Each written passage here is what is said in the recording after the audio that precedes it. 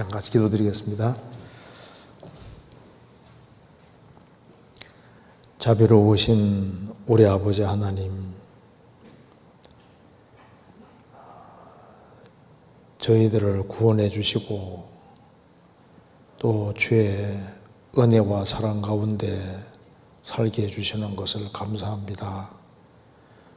또 하나님 말씀 앞에 같이 나와 있습니다.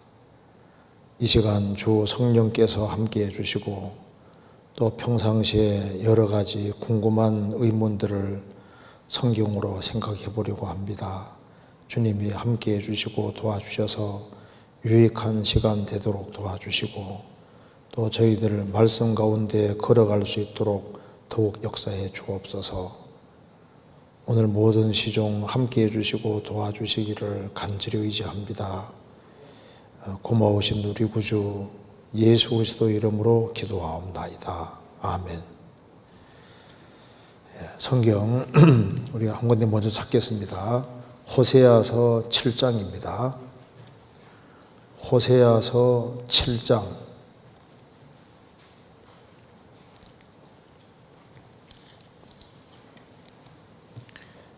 7장 8절입니다. 호세아서 7장 8절.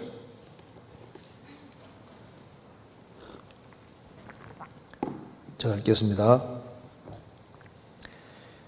에브라임이 열방에 혼잡되니 저는 곧 뒤집지 않은 전병이로다. 저는 이방인에게 그 힘이 삼키웠으나 알지 못하고 백발이 얼룩얼룩 할지라도 깨닫지 못하나도다. 이스라엘의 교만은 그 얼굴에 증거가 되나니 저희가 이 모든 일을 당하여도 그 하나님 여호와께로 돌아오지 아니하며 구하지 아니하도다. 13절. 화 있을진저 저희가 나를 떠나 걸어갔음이니라. 패망할진저 저희가 내게 범죄하였음이니라. 내가 저희를 구속하려 하나 저희가 나를 거스려 거짓을 말하고 성심으로 나를 부르지 아니하였으며 오직 침상에서 슬피 부르짖으며 곡식과 새 포도주를 인하여 모이며 나를 거역하는도다. 내가 저희 팔을 연습시켜 강건케 하였으나 저희는 내게 대하여 악을 꾀하나도다. 저희가 돌아오나 높으신 자에게로 돌아오지 아니하니 속이는 활과 같으며 그 방백들은 그 혀에 거친 말로 인하여 칼에 엎드러지리니 이것이 애굽 땅에서 조롱거리가 되리라. 거기까지입니다. 오늘 7가지 질문이 나와 있는데 간단하게 생각을 해보겠습니다. 제가 먼저 첫 번째 질문을 먼저 읽겠습니다. 호세아서 7장 14절 방금 읽어봅니다. 14절에 성심으로 나를 부르지 아니하였으며 오직 침상에서 슬피 부르짖으며 곡식과 새 포도주를 인하여 모이며 나를 거역하는도다.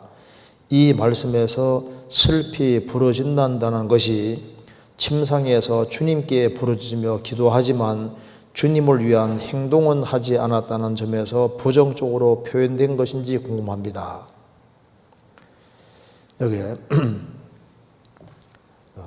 14절에 성심으로 나를 부르지 아니하였으며, 그러니까 하나님을 부르는데 성심으로 중심에서 정말 찾는 게 아닙니다.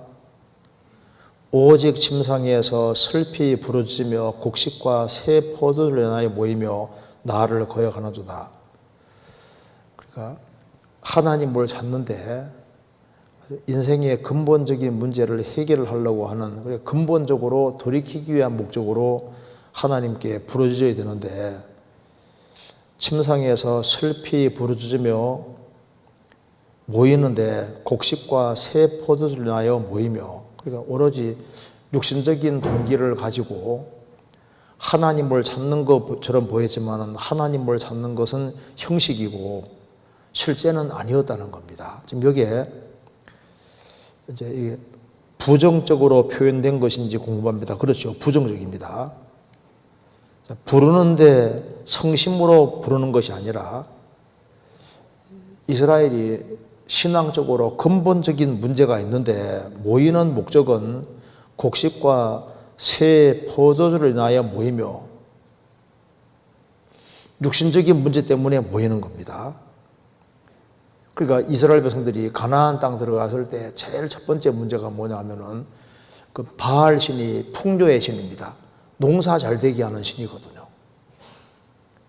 그러니까 바알 신 섬기면은 농사 잘 된다고 하니까 바알 숭배도 많이 들어오고, 그리고 이제 이게 지금 북이스라엘 얘기이기 때문에 에브라임 북이스라엘 얘기이기 때문에 북이스라엘에 베델과 단에 우상이 있잖아요.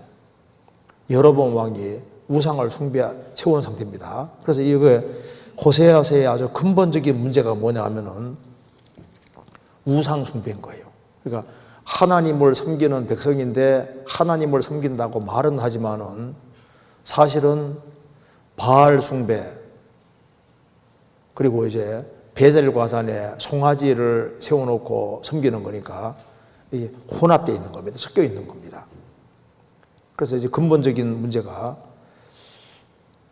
하나님만 섬겨야 되는데 하나님도 섬기고 우상도 섬기고, 이런 문제가 왜 생겼냐면은 그들은 하나님 말씀을 버린 겁니다.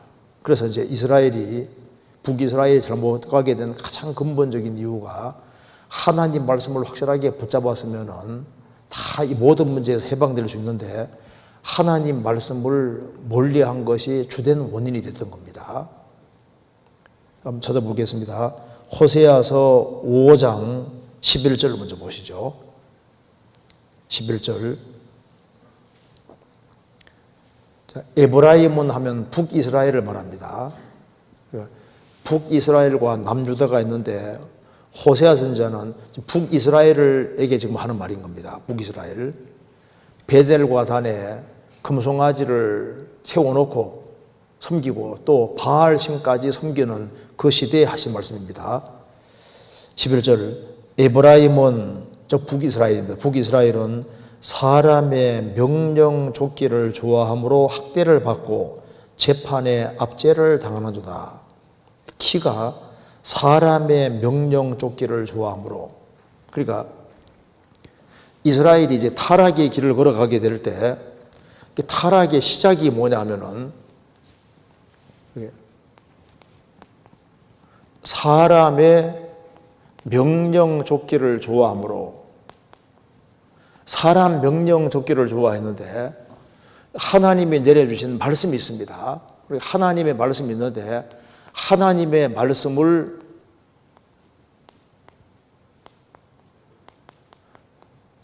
이걸 보여버리니까 하나님 말씀이 여기 기준입니다. 기준.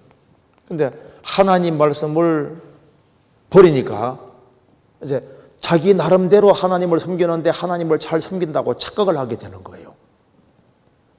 그래서 여기 에브라임은 사람 명령 좇기를 좋아하므로, 사람 명령을 쫓아가는 이것이 핵심적으로 문제가 되는 겁니다. 그 뒤에 호세아 8장 찾겠습니다. 8장 12절에 내가 저를 위하여 내 율법을 만 가지로 기록하였으나 저희가 관계없는 것으로 여기도다. 내가 저를 위하여 내 율법을 만 가지로 기록하였으나, 그리고 호세아서 8장 12절에 말한 대로 내가 저를 위하여, 이스라엘 백성들을 위해 율법을 만 가지로 기록했다. 하나님이 자세하게 말씀을 기록해 주신 겁니다. 여기 만 가지란 말은 꼭 만 개란 말이 아니라 자세하게 알아들을 수 있도록 자세하게 말씀해 주셨다고 말입니다. 만 가지로 기록하여서나 저희가 관계없는 걸 여기도다. 그러니까 하나님 말씀을 따르지 아니하고 사람 명령 쫓기를 좋아했다고 말입니다. 그러면 하나님 말씀을 버려버리고 사람 말을 따라가면은 이제 나름대로 하나님을 섬기게 되는 거니까 이스라엘 백성들이 하나님을 섬긴다고 하는데 사람 명령을 섞어서 이렇게 하나님 말씀을 이제 가르침 받다 보니까 하나님을 섬긴다고 섬기는데 이것이 하나님을 섬긴다고 하는데 잘못 섬기면서도 하나님을 섬기고 있다고 착각을 하게 되는 겁니다. 그래서 하나님 말씀하시기를 이스라엘 땅에 하나님을 아는 지식이 없다고 말씀하신 거예요. 여기 호세아서 4장 찾겠습니다. 4장 1절에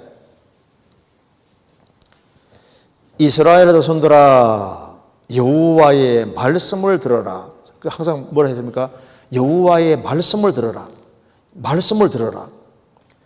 여호와께서 이 땅과 이 땅 거민과 쟁변하시나니 이 땅에는 진실도 없고 인애도 없고 하나님을 아는 지식도 없고 하나님 말씀을 안 들으니까 하나님을 아는 지식이 없는 거예요.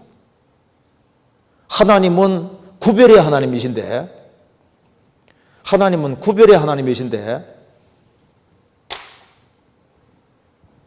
구별의 하나님이라는 것을 모르는 거예요.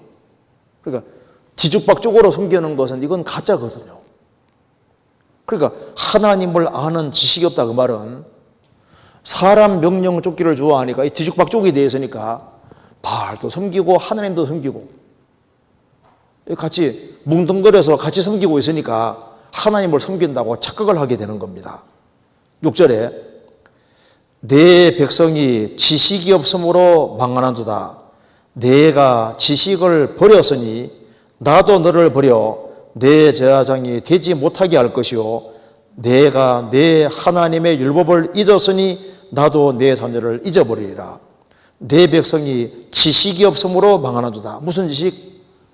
하나님 말씀에 대한 지식이 없는 거예요. 내가 지식을 버렸으니 나도 너를 버릴 것이다. 내 하나님의 율법을 잊었으니 나도 내 자녀를 잊어버리리라.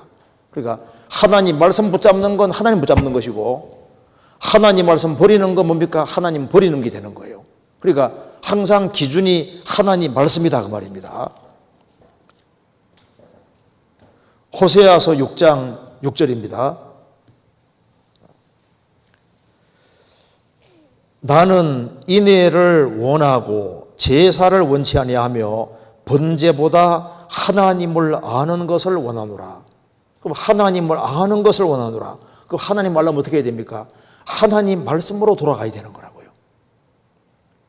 그래서 호세아 14장 찾겠습니다. 호세아 14장 1절입니다. 이스라엘아 내 하나님 여호와께로 돌아오라. 내가 불의함을 인하여 엎드러졌느니라. 너는 말씀을 가지고 여호와께로 돌아와서 아뢰기를 모든 불의를 제하시고 선한 바를 받으소서. 우리가 입술로 송아지를 대신하여 주께 드리리이다. 우리가 아수르의 구원을 의지하지 아니하며 말을 타지 아니하며 다시는 우리의 손으로 지은 것을 향하여 너는 우리 신이라 하지 아니하오니 이는 고아가 주께로 말미암아 긍휼을 얻음이니이다 할지니라. 여기 이스라엘아 너희들이 엎드러졌다. 어떻게 하면 하나님께 돌아갈 수 있느냐? 너는 말씀을 가지고 여호와께로 돌아와라. 말씀으로. 그러니까 말씀을 딱 붙잡으면은 우리에게 아버지가 너무 많았구나 하는 걸 깨닫게 되는 겁니다. 아버지라는 것이 우상입니다. 그러니까 이스라엘 백성들이 하나님 백성이라고 말하면서, 자, 여기 이제 이스라엘이 있습니다. 여기. 이스라엘 백성들이 있는데, 그 이스라엘 백성들이 아버지가 너무 많아요. 자, 아버지가 너무 많습니다. 아버지가 뭡니까? 우상이에요, 우상. 그러니까 우상을 섬기면서 많은 아버지를 섬기고 있습니다.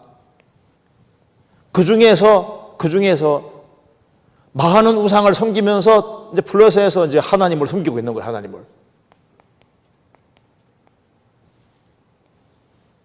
그러니까 이게 혼잡되어 있는 겁니다. 그래서 고아가 주께로 말미암아 긍휼을 얻음이니이다. 그래서 말씀을 딱 붙잡으면은 어떻게 되냐면은 이건 가짜, 이거 가짜, 이거 가짜, 이거 가짜, 가짜가 되는 겁니다. 가짜가 되고 이제 모든 우상들이 다 가짜가 되니까 이스라엘은 뭐가 되는 겁니까?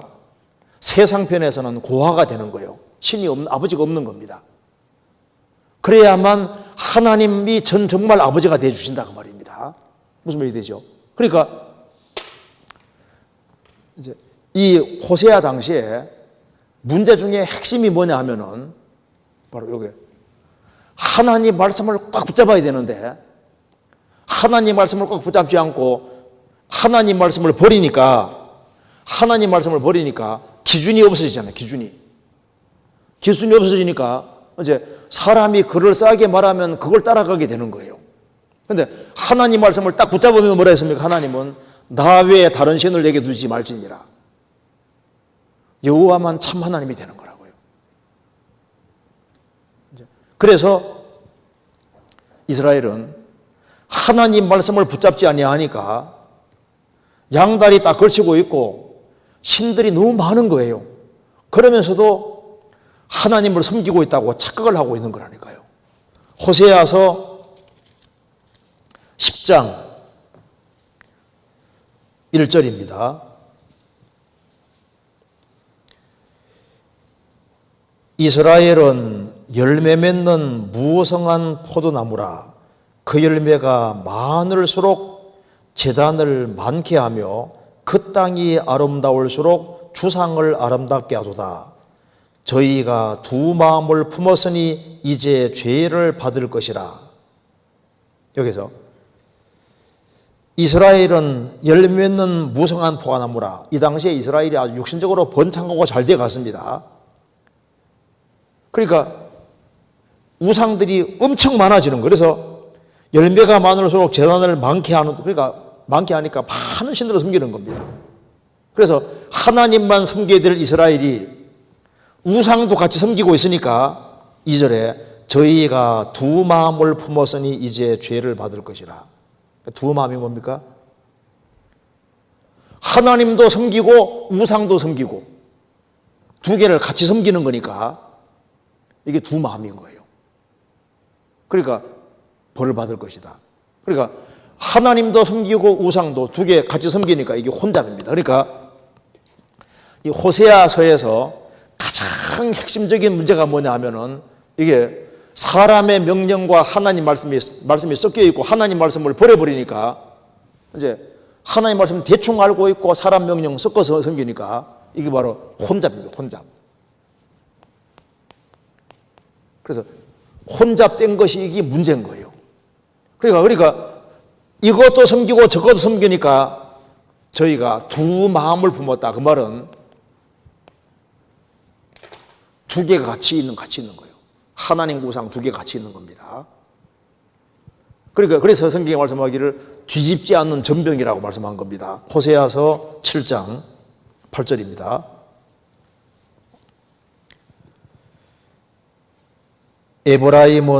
에브라임이 열방에 호세아서 7장 8절 에브라임이 열방에 혼잡되니 저는 곧 뒤집지 않은 전병이로다. 떡이다. 떡을 먹을 때 한쪽은 구워졌는데 한쪽은 구워지지 않았으니까 먹을 수가 없잖아요. 양쪽 다 굽혀야 되는데 그러니까 한쪽은 하나님 쪽을 섬기고 한쪽은 우상 섬기고 있으니까 양다리 걸치고 있다 그 말입니다. 양다리 걸치고 있는 건 섬기는 게 아니거든요. 그래서 여기에 9절에 저는 이방인에게 그 힘이 삼키웠으나 무능력하게 되고 있지만은 알지 못하고 백발이 얼룩얼룩할지라도 깨닫지 못하나도다. 철이 안 든다 그 말입니다. 사람이 이제 머리가 희끗희끗하게 되면요 나이도 좀 먹었으면은 철이 들어야 되는데 아직까지 철부지다 그 말입니다. 그래서 하나님이 징계 주실 때 하나님께로 얼른 돌이켜야 되는데 징계를 받을 때 하나님께로 얼굴 들지 않고 11절에 에브라임은 어리석은 비둘기같이 지혜가 없어서 애굽을 향하여 부르짖으며 아수르로 가는도다.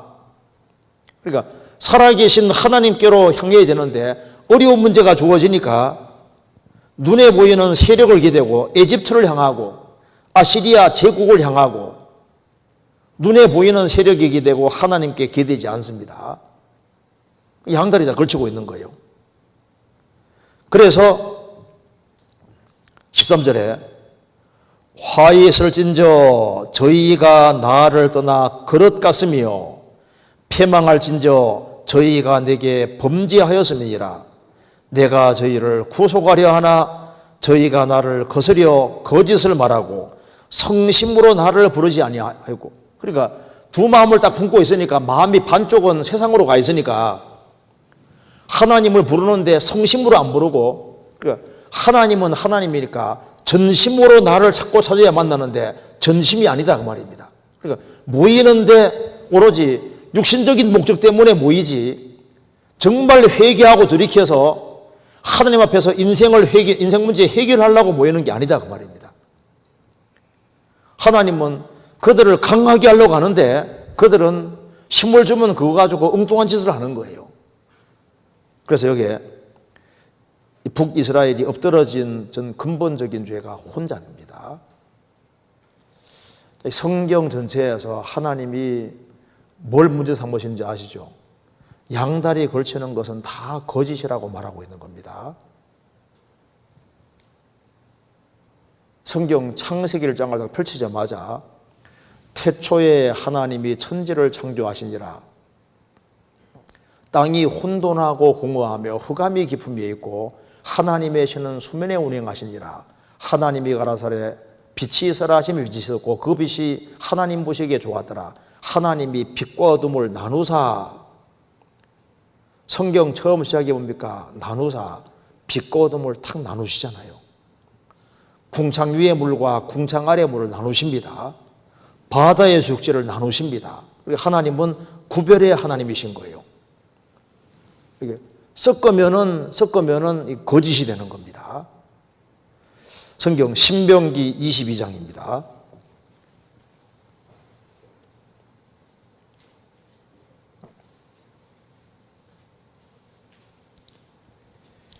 (22장) 11절 여기 이제 9절부터 제가 읽겠습니다. 내 포도원에 두 종자를 섞어 뿌리지 말라. 그리하면 내가 뿌린 씨의 열매와 포도원의 소산이 다 빼앗김이 될까 하노라. 너의 포도원에 두 종자를 섞어 뿌리지 마라. 왜 이걸 얘기를 해놨을까요?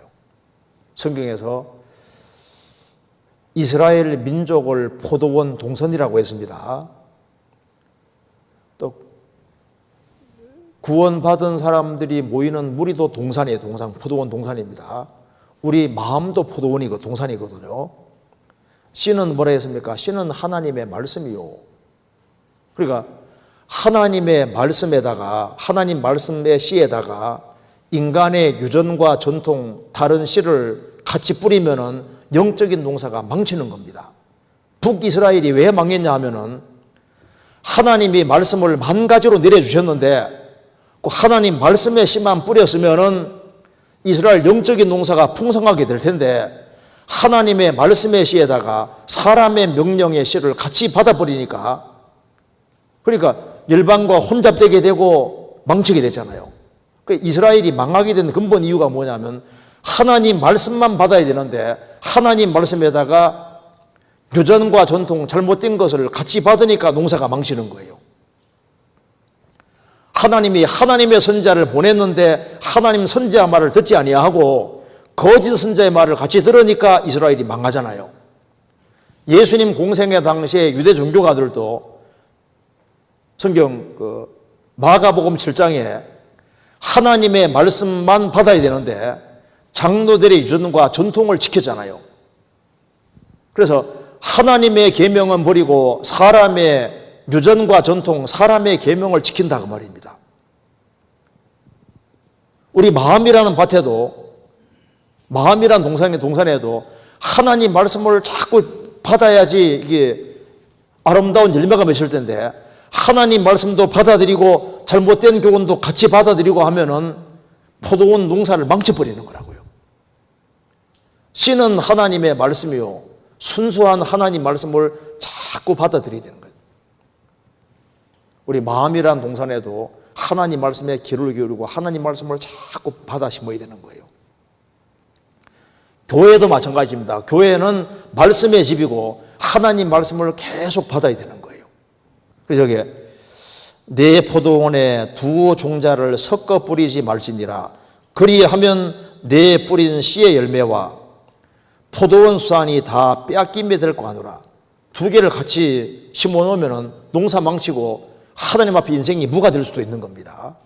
그리고 그 뒤에 너는 소와 나귀를 결의하여 갈지 말며, 소와 나귀와 같이 이제 멍에를 메고 밭을 갈게 하면 못 갑니다.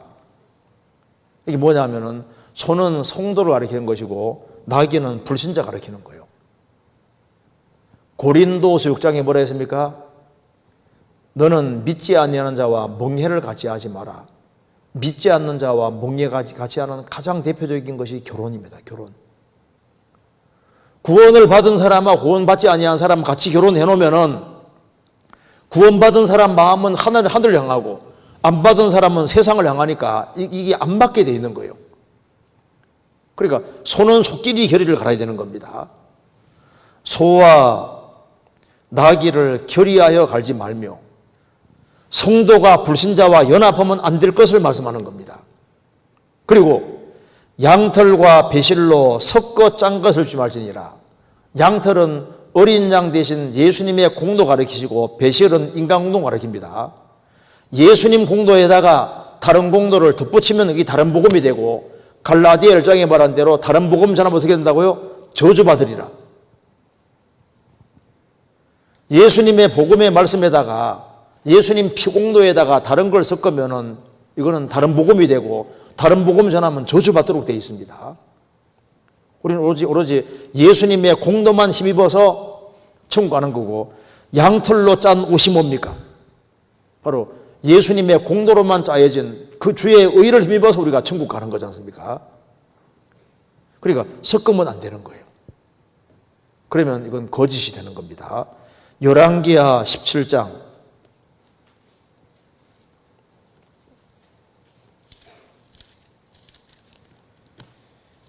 17장 33절.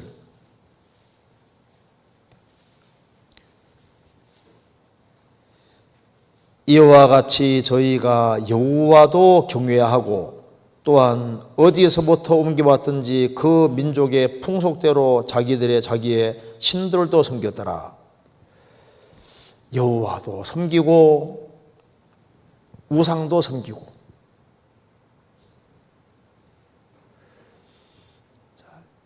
이스라엘 백성들도 하나님도 섬기고 우상도 섬기고 이것저것 받아들이는 이것이 망하는 길이 되는 겁니다. 스바냐 1장 찾겠습니다. 스바냐 1장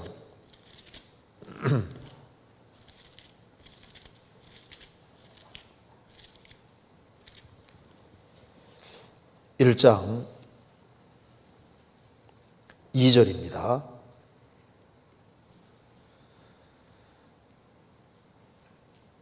여호와께서 가라사대 내가 지면에서 모든 것을 진별하리라. 내가 사람과 짐승을 진별하고 공중의 새와 바다의 고기와 거치게 하는 것과 악인들을 아울러 진별할 것이라. 내가 사람을 지면에서 멸절하리라. 나 여호와의 말이니라. 하나님께서 노아 시대 때는 바다의 고기는 다 안 죽였는데 앞으로는 바다의 고기까지 다 진별을 할 것을 말씀하시면서 여기 진별 대상이 기록되어 있습니다. 5절에 무릇 지붕에서 하늘의 1월 성신에게 경배하는 자와, 첫째 우상 숭배하는 사람들, 두 번째로 경배하며 여호와께 맹세하면서 말감을 가르쳐 맹세하는 자와, 그러니까 두 개를 하나님도 섬기고 우상도 동시에 섬기는 양다리에 걸치는 사람들, 그 다음에 여호와를 배반하고 쫓지 아니한 자.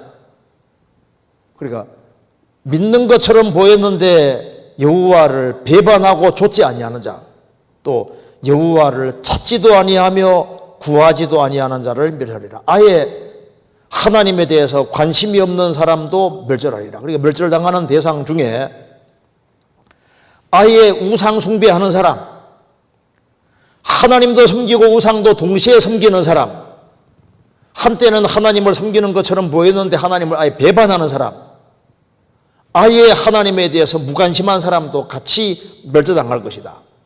그 다음에 12절, 그때 내가 등불로 예루살렘에 두드러찾아 무릇 찍기같이 가라앉아서 심중에 스스로 이르기를 여호와께서는 복도 내리지 아니하시며 화도 내리지 아니하시니라 하는 자를 벌하리니. 신앙인처럼 보였는데, 하나님을 섬기는 것처럼 보였는데 찌꺼기같이 딱 가라앉아서 속으로는, 절대 내색하지 않으면 속으로는 여호와는 계신 것이 아니다, 복도 화도 안 내린다, 이렇게 해서 신자인 체 하면서 속으로는 안 믿고 있는 사람, 그런 사람도 곤란해서 정확히 멸절할 것이다. 하나님은 참 신앙을 가진 사람들을, 그런 사람들을 참 신자로 보시는 거예요. 그러니까 하나님만 섬기라고 말씀하시잖아요. 그럼 왜 이렇게 뒤섞이는 일이 생기냐 하면은 하나님을 몰라요. 왜? 하나님 말씀을 버리니까 하나님 모른다고. 하나님은 구분하시는 하나님이십니다. 빛과 어둠을 구분하시는 거고 분명한 선택을 하고 살게 만드시는 겁니다. 하나님 말씀을 굳게 붙잡지 아니하니까 혼잡이 생기는 거예요.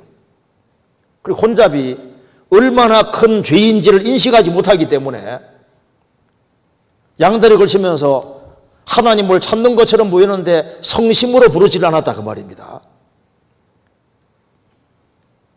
그러니까 확실한 태도를 취하지 않은 거예요. 그것이 거짓인 겁니다. 옳지 않은 겁니다. 그래서 왜 이스라엘이 심판받았느냐? 혼잡, 뒤죽박죽 되니까 혼잡, 심판받잖아요. 창세기 6장에도 하나님의 아들들이 사람 대에 사달하고 섞이니까 그것 때문에 홍수가 가수가 됩니다.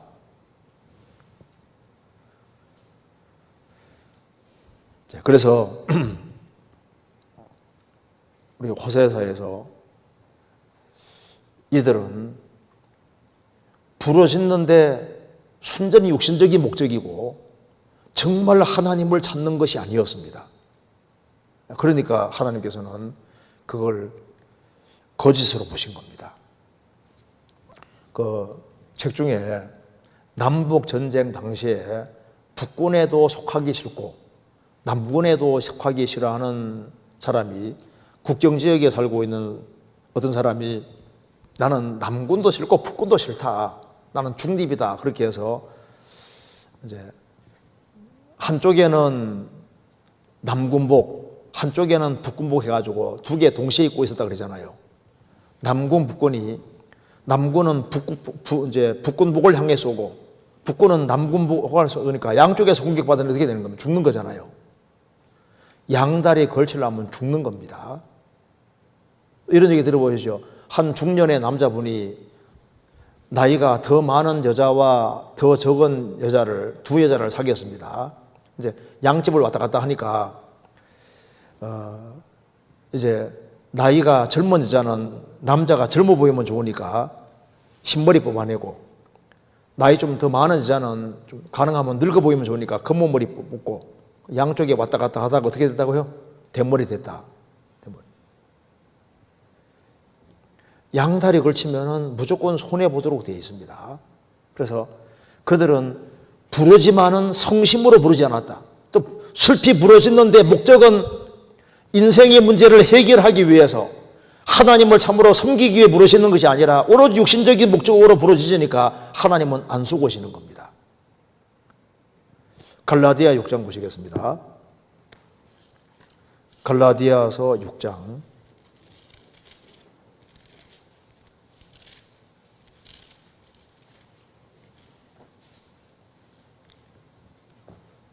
7절 스스로 속이지 말라. 하나님은 만홀히 여김을 받지 아니하시나니 사람이 무엇으로 심든지 그대로 거두리라. 스스로 속이지 말라. 하나님은 경솔히 여김을 받지 아니하시나니 하나님은 안 속으십니다. 사람이 무엇으로 심든지 그대로 거두리라. 그래서 호세아 7장에서 질문한 대로 성심으로 나를 부르지 아니하였으며, 그러니까 하나님께 부르짖는데 성심으로 정말 그 전심으로 진실한 마음으로 하나님을 부르지 않았다. 오직 심상에서 슬피 부르짖는데 내용은 곡식과 새 포도주나에 모이며 나를 거역하는도다. 그러니까 부르짖는데 그 내용은 하나님이 아니에요. 오로지 자기 육신의 소욕을 채우기 위한 그 목적이고, 또 모이는 목적은 하나님 영광을 위해서가 아니니까 그 부르짖음은 섞여 있는 것이고 형식적이고 외식적인 거니까 하나님이 안 받으시는 거예요. 그러니까 하나님은 살아계신 하나님이고 참 하나님이시기 때문에 우리 신앙생활을 잘하기 위해서는 다른 거 말고 하나님은 말씀으로 나타나시니까 말씀을 딱 붙잡는 것이 뭡니까? 하나님 붙잡는 거예요. 그래서 사울이 하나님 말씀을 버리니까 하나님도 왕을 버렸다고 했습니다. 계시록 3장에 내가 인내의 말씀을 지켰은즉 내가 또한 너를 지켜. 하나님 말씀을 붙잡는 사람은 하나님 붙잡는 것이 되고, 하나님 말씀 버리는 사람은 하나님 버리는 사람이 되는 겁니다. 그래서 우리는 부족한 것이 많잖아요. 그러니까 하나님 말씀에 귀를 기울이고 자꾸 들으면은 하나님 말씀이 물과 같은 역할을 하기 때문에 내 마음이 더러워져도 밖에 나갔다 오면 막 온갖 것들이 들어오잖아요. 그럼 물로 씻으면 깨끗하게 되는 것처럼 하나님 말씀을 귀담아 잘 들으면 하나님 말씀이 또 마음을 깨끗하게 씻겨주시고, 이미 목욕한 자는 발밖에 씻을 필요가 없다는 말씀대로 하나님 말씀을 자꾸 들으면 하나님 말씀이 내 마음을 새롭게 만들어주시고 깨끗하게 만들어주시고, 그래서 우리가 하나님 잘 섬길 수 있게 만들어줍니다. 잘못하면은 내 마음속에 다른 것이 들어와서 이게 자리 잡으면 커지면은 우상이 되고, 그럼 두 개가 같이 이렇게 공존하면은 이제 그러면 신앙이 흐트러지게 되는 거예요. 그렇죠? 우리도 마찬가지입니다. 신앙생활에서 우상이 들어오면은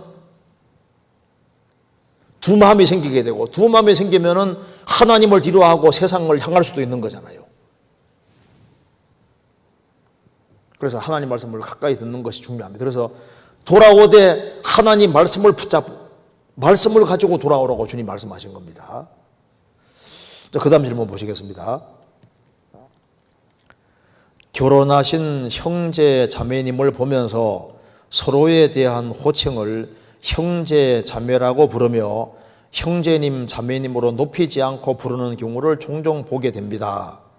이 부분이 미혼인 제 입장에서는 서로를 존중하지 않는다는 느낌이 들어서 좀 불편했는데요. 이와 관련하여 결혼하면 둘이 한 몸이기 때문에 높임을 쓰는 것은 적절하지 않다는 이야기를 들었는데요. 서로를 어떻게 부르는 것이 옳은 호칭인지 궁금합니다. 꼭 답변 부탁드립니다. 사실은 결혼을 하면 더 좋은 길은 처음부터 말을 안 놓는 것이 훨씬 더 좋거든요. 그런데 이제 말을 놓고 난 다음에 또 다시 말을 바꿔서 높이 부르는 게 안 쉬워요. 안 쉬운데 바꿔 부를 수 있으면 바꿔 부르는 게 훨씬 더 낫습니다. 그러니까 처음부터 서로, 왜냐하면 용어를 사용할 때 형제님, 자매님 이렇게 하면서는 다투기가 어렵거든요. 근데 말을 놓는 식으로 하면은 너무 이제 편안한 식으로 가다 보면은 육신적으로 화할 수도 있고, 그렇게 해서 서로를 이제 낮게 볼 수도 있고, 용어가 아무것도 아닌 것처럼 보여도 아무것도 아닌 것이 아닙니다. 그래서 가능하면은 여기 이제 질문하신 대로 형제님, 자매님, 형제자매라고 이제 부르면서 높이지 않는 경우를 본다. 근데 더 좋은 길이 있는데 사실은 형제님, 자매님 이렇게 하면서 말을 높이면은요, 훨씬 결혼 생활에도 훨씬 좋을 겁니다. 그리고 이제 말을 놓고 지내는 사람이라 할지라도 마음을 정말 낮추고 또 살아가는 사람은 그 실제라면은 또 그게 또 마음과 마음으로 전해지기 때문에 또 문제가 안 될 수도 있는데, 그런데 항상 마음을 낮추고 사는 것 자체가 쉬운 게 아니잖아요. 그러니까 처음부터 용어를 사용할 때 높임 말을 사용하는 식으로 시작했으면 그걸 잘 유지하는 것이, 그렇게 할 수 있다면 그렇게 하는 것이 훨씬 가정생활에 좋고, 그리고 이제 친밀할수록 무례하지 않을수록 그 좋은 관계가 지속이 실제로 되는 겁니다. 그리고 말을 높이면은 항상 더 조심을 하게 되는 것이 실제입니다. 성경 한번 찾아보시겠습니다. 먼저 고린도전서 13장 13장 5절입니다. 무례히 행치 아니하며 자기의 유익을 구치 아니하며 성되지 아니하며 악한 것을 생각지 아니하며, 이 말씀에서 사랑은 무례히 행치 아니하며, 좋은 관계가 유지되는 데는 예의가 굉장히 중요한 겁니다. 그러니까 좋은 관계가 지속이 되는 데는 예의가 굉장히 중요한데, 그 예의 무례히 행치 않는 그것에서 용어를 조금 이렇게 높여서 부르는 것은 그 예의에도 맞고, 또 서로 존경하기를 먼저 하라는 말씀대로, 그러니까 예의를 갖추고 하는 말이 훨씬 좋은 관계를 맺게 만들고 훨씬 다툼이나 모든 것도 피할 수 있는 좋은 길이 되는 것이 맞아요. 그래서 이제 너무 친해지면요, 말도 놓고 하면 이제 함부로 농담도 하고 말을 함부로 하고 이렇게 돼서 그게 알게 모르게 상처받는 일이 많이 생길 수도 있는 겁니다.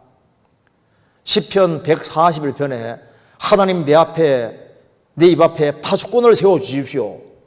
입 앞에 파수꾼 세워달라고 했는데 내 입에서 말이 함부로 안 나가려면은 처음부터 존중하는 말을 택하면요, 안 좋은 말 나가기가 어려워요.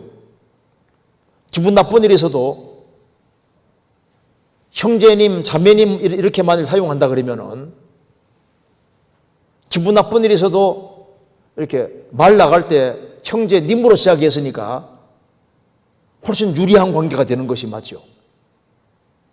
땅에 있는 성도는 존귀한 자입니다. 그래서 가능한 한 존댓말을 사용할 수 있다면 사용하는 것이 훨씬 더 지혜로운 것이 되는 겁니다. 성경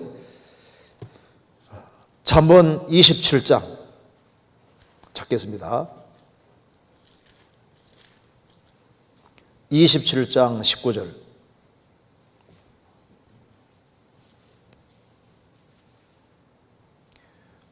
물에 비치면 얼굴이 서로 같은 것 같이 사람의 마음도 서로 비치느니라.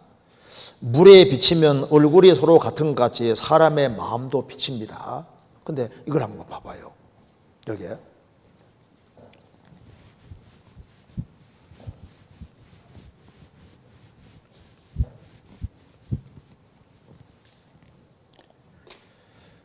성경에서 잠언 23장에서 대저 그 사람의 생각이었다 하면 그 위인도 그러하다. 그러니까 생각이 바로 그 사람이 어떤 사람인지 드러냅니다. 그리고 그 마음을 들여다볼 수 있다면은 또 그 사람이 어떤 사람인지 볼 수 있습니다. 근데 마음과 생각이 뭐로 제일 쉽게 드러나면 말로 딱 드러나는 거예요. 말로. 어떤 사람은 얘기를 할 때 나는 말 안 하는데 그 사람이 말 한마디도 안 해요. 그 사람 속을 알 수가 없잖아요. 근데 말이 드러나면은 그 사람 속을 알 수 있잖아요. 그러니까 말을 하게 되면은 말은 그 사람 속을 표현하는 것이 되는 거니까 그 사람 속을 알려면은 말을 들으면 알 수 있는 거라고. 그러면 봐요. 이제 물에 비치면 얼굴이 서로 같은 같이 사람의 마음도 서로 비치는데, 그제 말 안 해도 정말 이 사람을 존중해 여기는 마음 가지고 있으면 마음이 또 전해지잖아요. 그리고 이제 그 마음이 서로 전해지는데, 마음이 전해질 때 이게 두드러지게 나타나는 것이 말이라고, 말. 그러면 이제 안 좋은 마음을 가지고 있으면요, 말이 튀어나오는데 무슨 말이 나옵니까? 안 좋은 말이 튀어나오잖아요. 속에서 화가 납니다. 그럼 말을 하게 되면은 거기에다가 짜증 섞인 뭔가가 들어가게 되는 거라고. 그런데 이걸 말을 할 때 처음부터 내가 존칭을 사용하는 그 말만 사용했으면요, 그게 내 속에 있는 것이 나오는 것도 억제시켜주는 것도 있고 그런 거 있어요. 그래서 이제 말이, 사람의 마음과 생각이 말로 표현되고 행동으로 표현되고 나타나게 되는데, 말을 할 때 처음부터 존중하는 말을 사용하는 걸 습관으로 기르면은 또 그것이 또 이렇게 마음과도 연결이 돼 있습니다. 그래서요, 여기에 우리 신앙생활하는 가운데서 너무 친해져서 형제, 자매, 가능하면 님자 붙여주는 것이 자기 신앙을 위해서 훨씬 유리하고 좋습니다. 그리고 나이가 적다 할지라도 형제님, 자매님 이렇게 있지 않습니까? 이렇게 하면요, 나이가 적은 사람도 함부로 대하지 않게 되잖아요. 그런데 이제 에이, 나이가 적다고 해서 무시하면 형제 이러면서 속으로 있지 않습니까? 무시하면은 말도 님자가 안 나오고 형제 이렇게 다 보통 나오거든요. 그런데 존중하는 마음이 있으면은요, 그 님자가 보통 나오게 돼 있고, 그래서 우리가 이제 일상생활을 하는 데서 특별히 결혼하신 분에 대해서 지금부터라도 고칠 수 있으면은 말을 바꾸어서 형제님, 자매님 이렇게 고쳐서 부르는 식으로 하면은 결혼 생활에 뭐 이거 10중 8구 틀림없이 관계를 더 좋게 유지하는 데 도움이 되는 것이 맞을 겁니다. 여기는 질문을 참 잘한 것 같아요. 그래서 호칭을 사용할 때 존중하는 그런 호칭을 사용할 수 있으면 그렇게 하는 것이 훨씬 좋으리라고 생각을 합니다. 말을 안 놓는 것이 그게 잘하는 거예요. 그런데 이제 이미 말을 놓은 사람은 또 바꾸기 어려우니까 마음을 좀 더 낮추어서 낮은 마음으로 행하면은, 말을 놓고 살아도 낮은 마음으로 행하면요, 또 마음을 안 다치거든요. 이게 아 다르고 어 다릅니다. 마음을 정말 낮추는 속에서 말이 되어지면은 그냥 형제님, 자매님의 말을 안 사용해도 낮은 마음으로 행하면은 마음을 안 다치게 되고, 그리고 적절하게 얘기를 할 수 있습니다. 그래서 너희 말을 은혜 가운데 소금으로 고르게 함 같이 하라 말씀대로 은혜 가운데 소금을 양념 치듯이 적절하게 말을 하려면 마음 낮추면은 그것이 또 가능하게 되는 거예요. 마음을 낮추면은 내가 이 말을 하면 될지 안 될지를 잘 알 수가 있거든요. 그래서 우리 언어 생활에서는 제일 중요한 것이 마음을 정말 낮추면은, 낮은 마음으로 행하면은 사람 마음도 빨리 헤아리게 되고 내가 무슨 얘기는 해야 될지 안 해야 될지를 빨리빨리 파악할 수 있는 겁니다. 그래서 가정생활 속에서도 마음을 낮추면은 형제님, 자매님 안 사용해도 그 형제, 자매에게 무슨 말을 하면은 좋을지 안 좋을지를 알기 때문에 그 마음에 잘 이렇게 문제가 안 생기도록 잘 말할 수도 있는 거예요. 이제 그렇게 좀 이해하면 되겠습니다. 그 다음 질문 보겠습니다. 사무엘상 10장입니다. 사무엘상 10장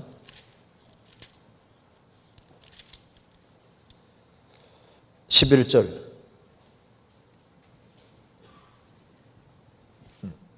10절부터 제가 읽겠습니다. 사무엘상 10장 10절 그들이 산에 이를 때 선지자의 무리가 그를 영접하고 하나님의 신이 사울에게 크게 임함으로 그가 그들 중에서 예언을 하니 전에 사울을 알던 모든 사람이 사울의 선지자들과 함께 예언함을 보고 서로 이르되 기스의 아들의 당한 일이 무엇이뇨 사울도 선지자들 중에 있느냐 하고 그곳에 어떤 사람은 말하 이르기를 그들의 아비가 누구냐 한지라 그러므로 속담이 되어 가로되 사울도 선지자들 중에 있느냐 하더라. 그 다음에 사무엘상 19장입니다. 19장 24절.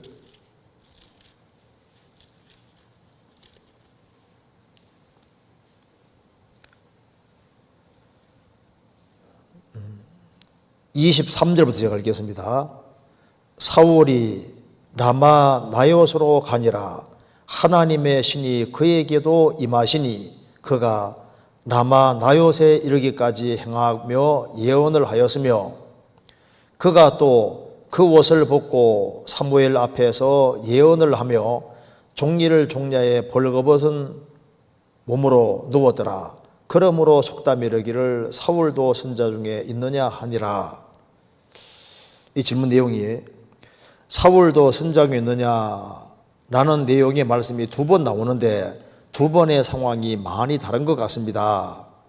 처음은 사울이 사무엘에게 기름 부음을 받고 사무엘이 떠나면서 예언을 하는 상황에서 이 속담이 언급되었고 다음은 사울이 다윗을 죽이려고 라마나요스에 갔다가 거기에서 사무엘 앞에서 하루 종일 벌거벗은 몸으로 누워 예언을 하였을 때 이 속담이 또 언급됩니다. 두 가지 상황에서 사울도 선지자에 있느냐라는 속담이 유행한다는 내용의 말씀을 기록해 두신 성경의 속 의도가 궁금합니다. 내용 간단하죠. 똑같은 내용입니다. 똑같은 내용인데 여기에 벌거벗었다는 말은 완전히 발가벗은 걸 말하는 게 아니라 속옷까지 벗은 그런 걸 말하는 게 아닙니다. 이제 옷을 많이 벗어 던진 걸 말하는 거예요. 이제 그런데 여기에 사울도 선지자에 있느냐 이 말이 유행하게 되는데 이것이 나쁜 의미로 지금 말하는 게 아닙니다. 놀라서 하는 얘기인 거예요. 다시 한번 보시면은 사무엘상 10장 다시 보시겠습니다.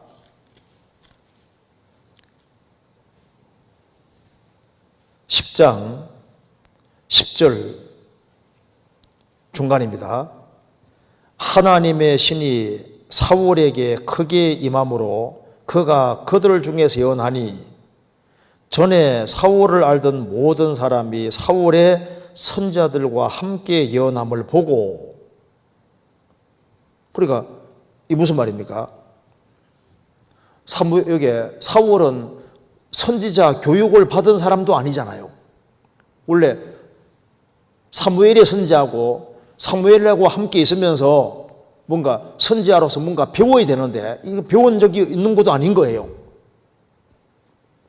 그러니까 선지자 교육을 받은 사람도 아니고 선지자 생도도 아니고 그럼에도 불구하고 선지자들 중에서 예언을 하니까 놀라서 지금 하는 얘기 놀라서 그래서 사람들이 말합니다. 전에 사울을 알던 모든 사람이 사울의 선지자들과 함께 예언함을 보고 서로 이르기를 기스의 아들에 당한 것이 무엇이뇨 사울도 선지자 중에 있느냐 이거 정말 놀라운 일이다. 선지자 교육을 받은 것도 아닌 사람이 갑자기 예언을 하고 하니까 이건 너무나도 놀라서 하는 얘기고 정말 하나님이 놀라운 일을 하셨다. 하나님이 사울을 이렇게 축복해 주셨구나 하는 것으로 지금 얘기를 하는 거예요. 그에게 성령이 임하고는 새 사람이 되고 그리고 예언을 했습니다. 그런데 그는 하나님 은혜를 끝까지 잘 간직을 못했잖아요. 하나님이 사울 같은 사람도 즉 선지자 중에서 전혀 있을 것 같지 않은 사람이 선지자에 있으면서 예언을 하니까 놀랐다 그 말입니다. 이런 경우이잖아요. 저 사람은 그렇게 하나님을 대적하고 욕한 사람인데 갑자기 구원받은 무리 속에 있거든요. 저 사람도 구원받은 사람 속에 있느냐? 똑같은 얘기인 거라고. 바울 사도가 구원받기 전에 교회를 그렇게 핍박했지 않습니까? 핍박했는데 담에색 도상에서 예수님 만나 구원받았습니다. 그때 성도들 속에 사울이 있거든요. 사울도 바울 사도도 선지자 중에 있느냐, 교회 중에 있느냐, 성도 중에 있느냐, 세상에 이런 일이 벌어졌냐 그 말입니다. 너무 놀랍다 그 말입니다. 예수님이 십자가로 못 박으라고 막 소리 지르고 앞장서던 사람이 베드로 사도 전도로 구원을 받아서 3,000명, 5,000명 구원받을 그 속에 있을 때, 와, 저 사람도 여기에 와 있네. 회개했네. 이게 의외의 반응을 지금 말하는 겁니다. 그리고 사울이 다윗을 죽이려고 쫓아다니는데 거기에서도 하나님이 예언하게 해주지 않습니까? 사울도 선장에 있느냐? 하나님이 그렇게 은혜를 크게 풀어준 모습을 얘기하는 겁니다.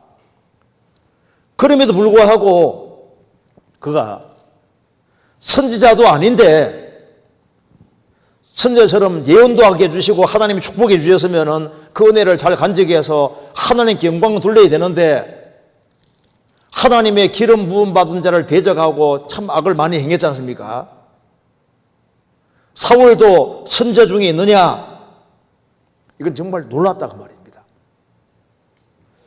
어떤 사람 완전히 엉망으로 살았는데 갑자기 구원받았고 시간 지나 나중에 보니까 목사님이 됐어요. 목사님이. 야, 저 사람도 목사 중에 있느냐? 그럴 수도 있잖아요. 아주 놀라운 반응을 지금 얘기를 하고 있는 겁니다. 저도요. 제가 정말 내성적이거든요.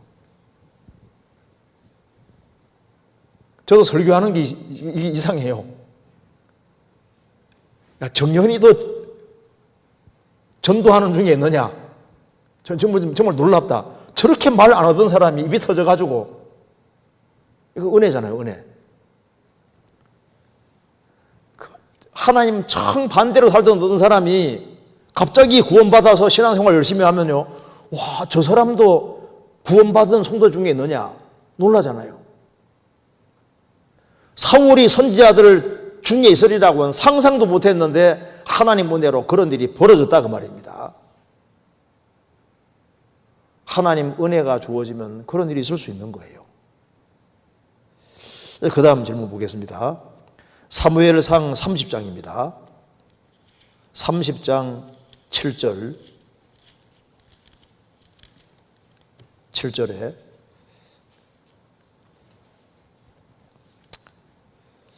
다윗이 아비멜렉의 아들 제사장 아비아달에게 이르되 청컨대 에봇을 네개로 가져오라.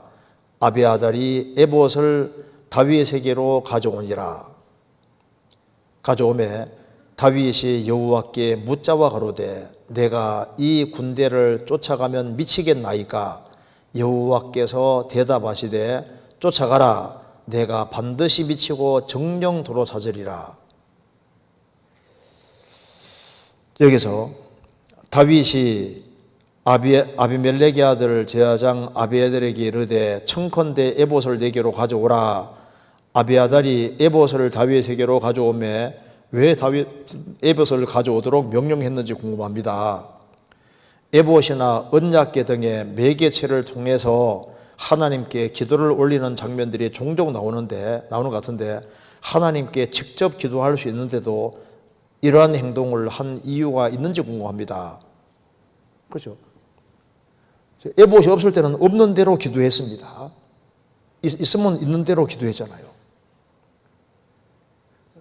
여기 에봇을 가져오라 했는데 주님께 좀 더 확실하게 묻고 싶어서 아마 그랬을 겁니다.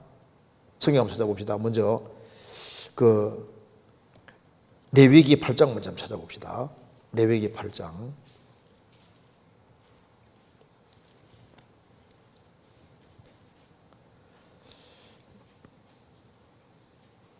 7절에 보시겠습니다.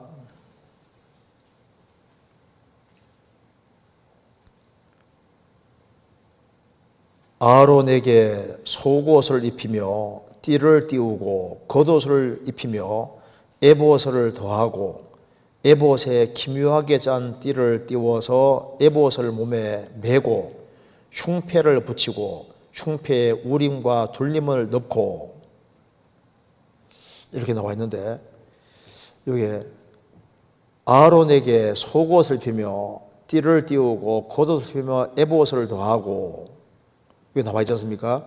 그러니까 에봇을 가져오라. 그러니까 당시에 제사장이 있잖아요.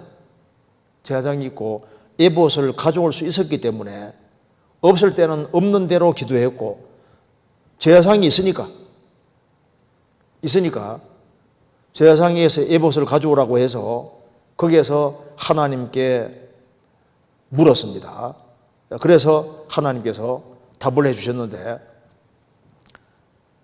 에봇을 가져와도 합당치 않으면 하나님께서 답을 안 해주십니다. 사무엘상 28장 찾아보시겠습니다. 28장 6절입니다.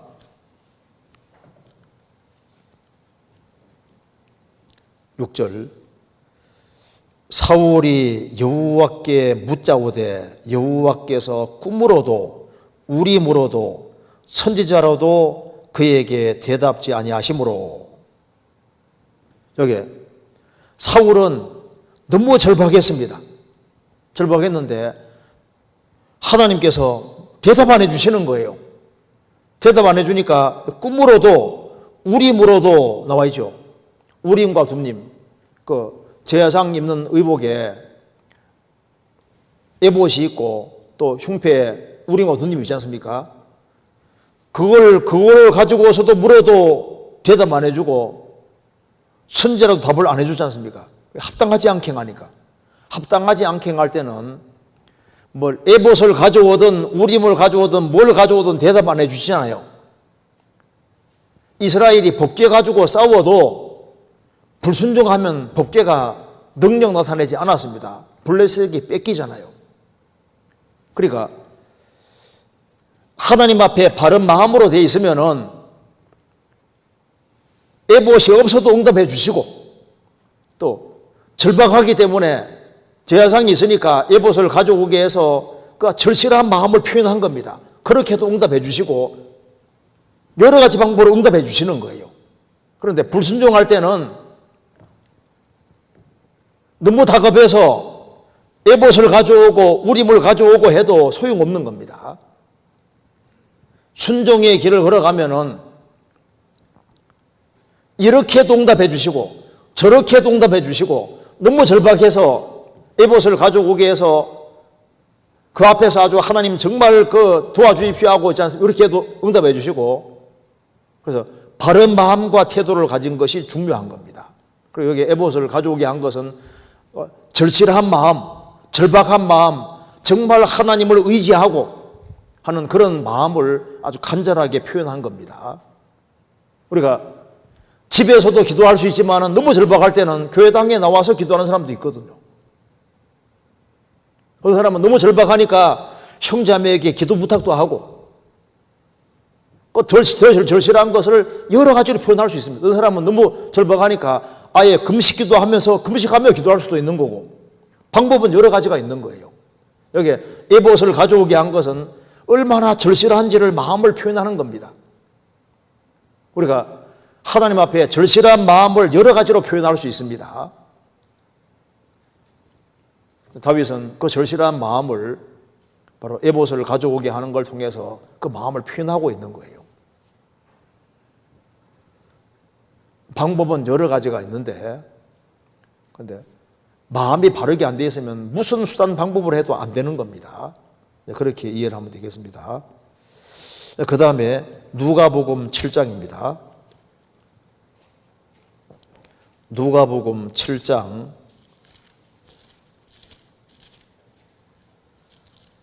31절.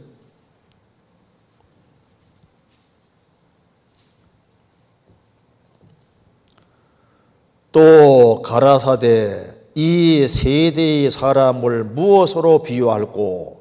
무엇과 같은고? 비유컨대 아이들이 장터에 앉아 서로 불러 가로되 우리가 너희를 향하여 피리를 불어도 너희가 춤추지 않고 우리가 애곡을 하여도 너희가 울지 아니하였다 함과 같도다. 세례 요한이 와서 떡도 먹지 아니하며 포도주도 마시지 아니하며 너희 말이 귀신이 들렸다 하더니 인자는 와서 먹고 마시매 너희 말이 보라 먹기를 탐하고 포도주를 즐기는 사람이요 세리와 죄인의 친구로도 하니 지혜는 자기의 모든 자녀로 인하여 옳다 함을 얻느니라.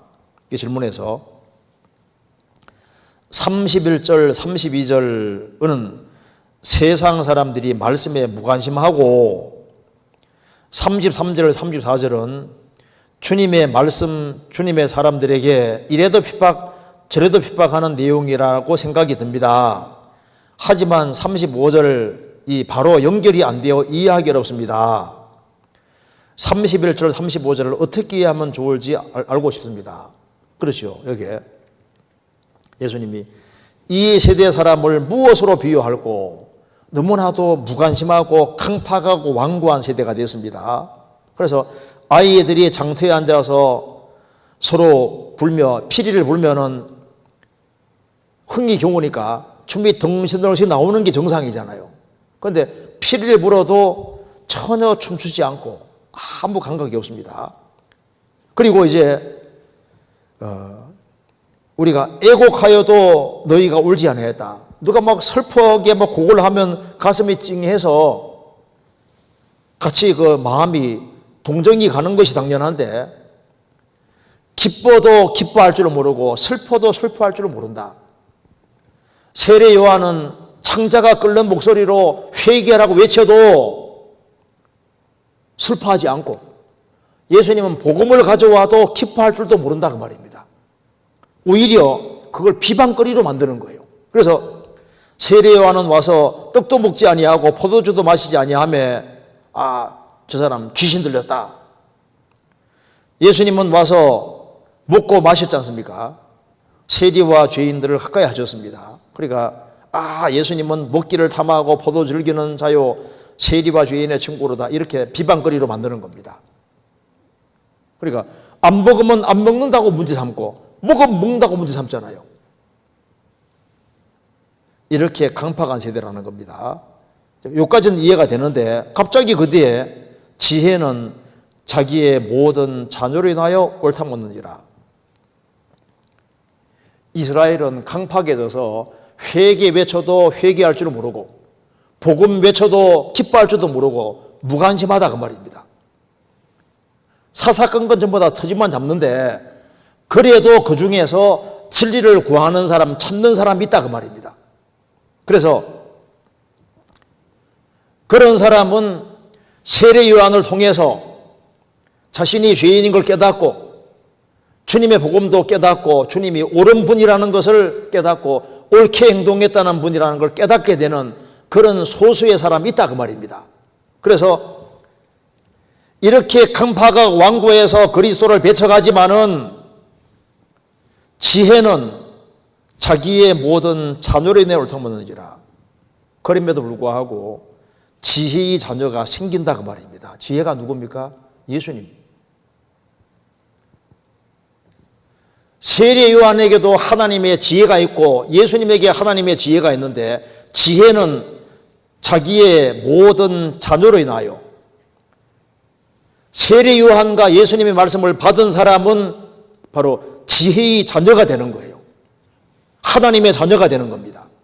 그 하나님의 자녀가 된 사람들이 생기기 때문에 바로 세례 요한도 바르게 행동했고 예수님도 바르게 행했다는 것을 알게 된다 그 말입니다. 여기에 지혜가 누구냐면은 바로 예수님 말씀하는 겁니다. 예수님.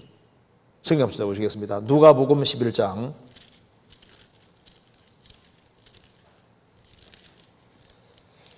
11장 49절에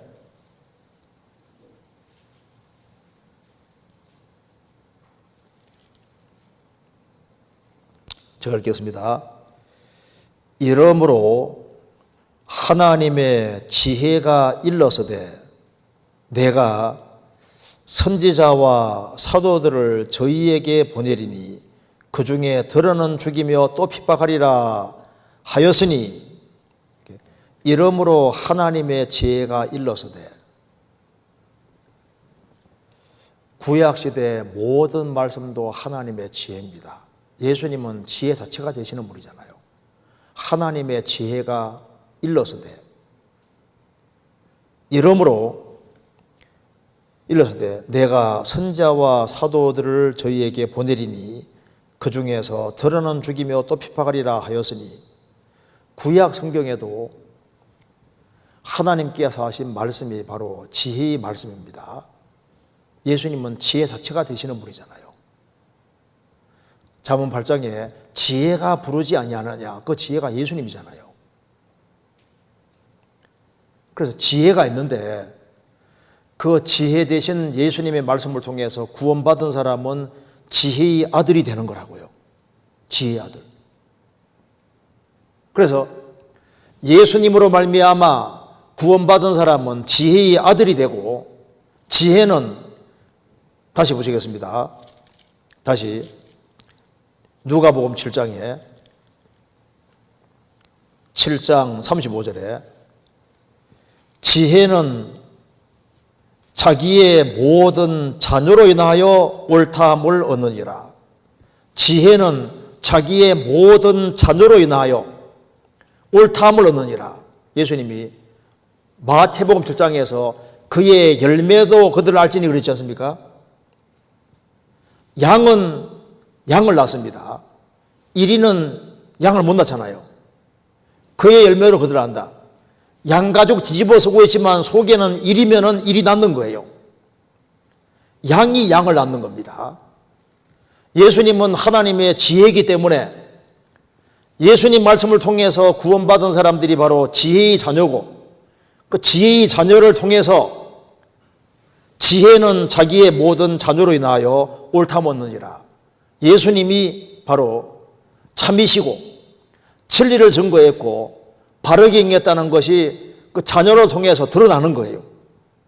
그래서 이 타락한 이 시대에도 세례 요한을 비방하고 예수님을 비방하는 사람들이 있었지만은, 그런 사람들은 진리를 구하지 않는 사람인데, 진리를 구하는 사람들은 바로 지혜의 자녀가 되고, 그 지혜의 자녀가 바로 바르게 행하는 걸 통해서, 바로 지혜의 자녀들이 바르게 행함을 통해서 이 지혜가 참이었다는 걸 깨닫게 되는 겁니다.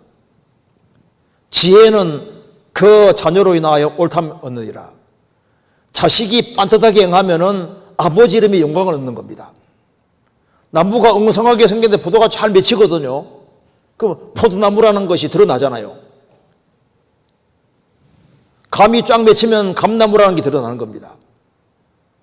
그래서 예수님이 죽으시고 부활하신 이후에 많은 사람들이 구원받아서 바르게 행하는 걸 봤을 때, 예수님은 옳은 분이었다, 참된 분이었다는 것이 드러나게 된다 그 말입니다. 그의 열매로 그들을 알게 된다 그 말입니다. 그래서 대다수가 그리스도를 배척하지만은 그래도 참된 빛의 자녀가 생기고 지혜의 자녀가 생길 걸 말씀하시고, 지혜는 지혜의 자녀들을 통해서 지혜가 예수님이 옳은 분이라는 것이 입증되고 드러난다는 겁니다. 요한복음 3장 찾겠습니다. 요한복음 3장 32절.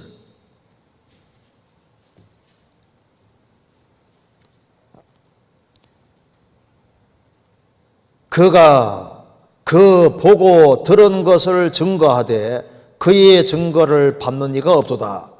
그의 증거를 받는 이는 하나님을 참되시다 하여 인쳤느니라. 예수님이 보고 들은 것을 증거하되 그의 증거를 받는 이가 없도다. 거의 없다 그 말입니다. 그런데 그의 증거를 받는 이는 하나님을 참되시다 하여 인쳤느니라. 하나님은 정말 참된 분이다.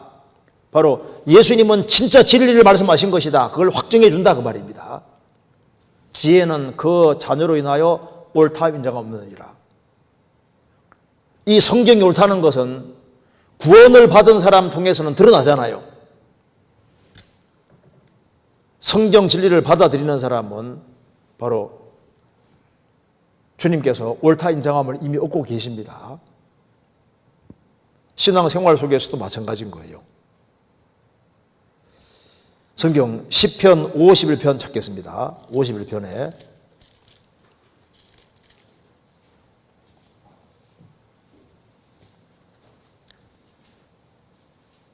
4절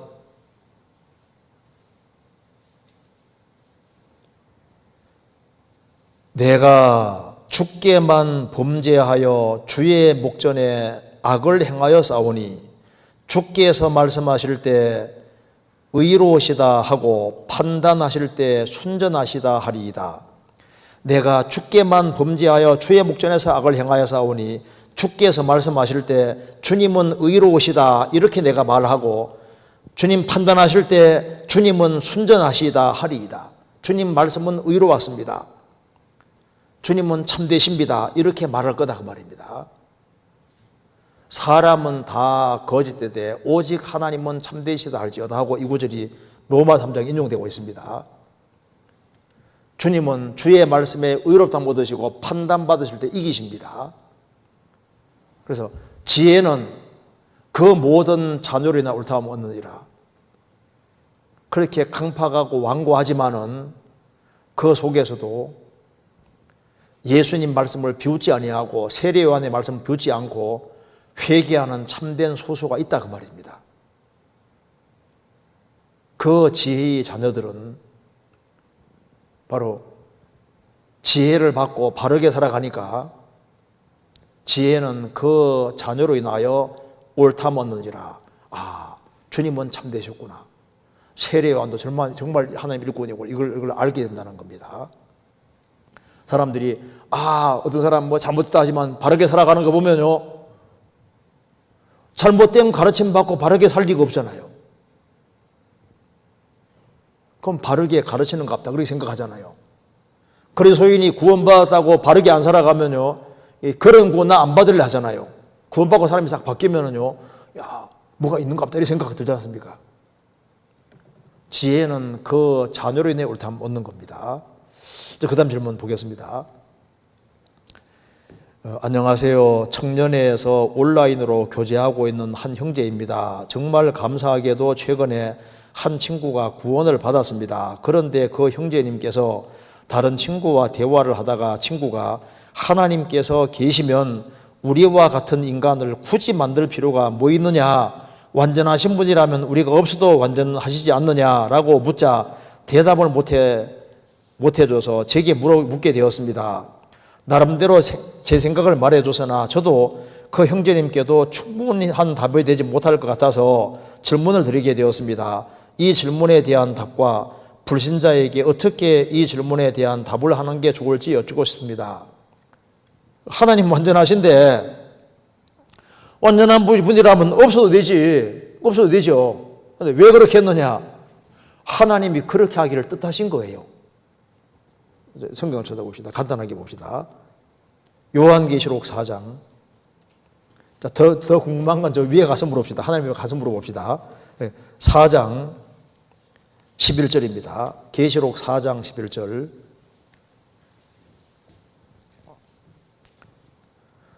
우리 주 하나님이여 영광과 존귀와 능력을 받으시는 것이 합당하오니 주께서 만물을 지으신지라 만물이 주의 뜻대로 있었고 또 지으심을 받았나이다 하더라. 만물이 주의 뜻대로 있었고 천지를 창조하는 것이 하나님의 뜻입니다. 그 속에서 인간을 만드는 게 하나님의 뜻이고 하나님은 삼위일체 하나님이니까 처음부터 사랑으로 충만하신 분이니까 그거로 충분해요. 그럼에도 불구하고 사랑을 주고받을 대상자를 만들기를 하나님이 뜻하신 겁니다. 왜 그렇게 했느냐? 하나님이 그렇게 뜻하신 거예요. 그렇게 원하신 겁니다. 왜 우주 만들었습니까? 하나님이 만들고 싶어 만드신 거예요. 왜 구원의 방법을 왜 믿음으로 정했습니까? 하나님이 그렇게 정하기를 원하신 겁니다. 왜 믿는 사람을 구원하십니까? 믿는 사람을 구원하기를 원하신 거예요. 하나님이 원하셔서 그렇게 하신 겁니다. 그래서 하나님의 원하심이 하나님의 뜻인 거예요. 그리고 이제 구체적인 것은 이건 뭐 간단히 얘기해서 다 나올 게 아니니까 이 정도로 넘어가겠습니다. 그 다음 질문 금방 끝나니까 보겠습니다. 잠언 8장은 지혜가 부르지 아니하느냐라는 구절로 시작됩니다. 한글 성경에서는 지혜를 거로 지칭하는데 영문 성경은 홀로 기록되어 있습니다. 그 이유를 알 수 있을까요? 그 지혜를 여성으로 받았다고 말입니다. 왜 그러냐면은 원래 지혜가 히브리 말로 호크마인데 여성 단수명사로 되어 있어요. 여성. 원래 히브리에도 여성이 있거든요. 여성 남성이 있는데 여성 명사로 받습니다.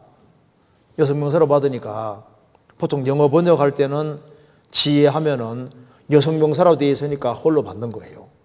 왜 그렇게 합니까? 이게 이제 습관적으로 여기 이제 히브리어 자체에 성격이 다 있거든요. 있는데 그 지혜라는 단어 자체가 여성 명사로 쓰이고 있어요.